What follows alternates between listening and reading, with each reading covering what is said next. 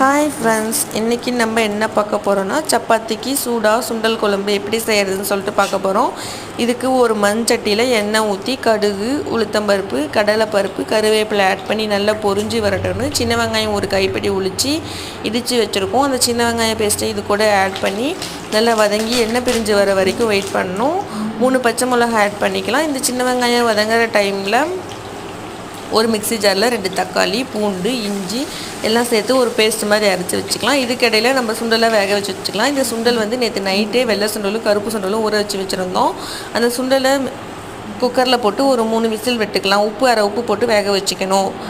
இப்போ இந்த தக்காளி, பூண்டு, இஞ்சி எல்லாம் அரைச்ச பேஸ்ட்டை இது கூட ஆட் பண்ணிக்கலாம். இப்போ 1/4 ஸ்பூன் மஞ்சத்தூள், 1 ஸ்பூன் சிக்கன் மசாலா, 2 ஸ்பூன் கொத்தமல்லி தூள் ஆட் பண்ணிக்கலாம். இந்த கொத்தமல்லி தூளில் பார்த்திங்கன்னா ஜீரகம், சோம்பு, பட்டை, கிராம்பு எல்லாமே ஏற்கனவே அதில் போட்டிருக்கு. அதனால் நம்ம வேறு எந்த ஒரு மசாலாவும் எக்ஸ்ட்ரா ஆட் பண்ண தேவையில்லை. இது மட்டுமே போதும்.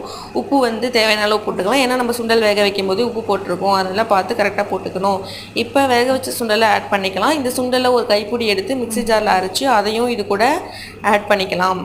ஒரு கைப்பிடி தேங்காய் பேஸ்ட் அரைச்சி அதையும் இது கூட சேர்த்து நல்லா கொதித்து வரட்டோன்னு எண்ணெய் பிரிஞ்சு வரட்டோன்னு ஸ்டவ் ஆஃப் பண்ணிடலாம். இதுக்கப்புறம் சூடான சப்பாத்தி கூட சுண்டல் குழம்பு போட்டு சாப்பிட வேண்டியதான். வாங்க சாப்பிடலாம்.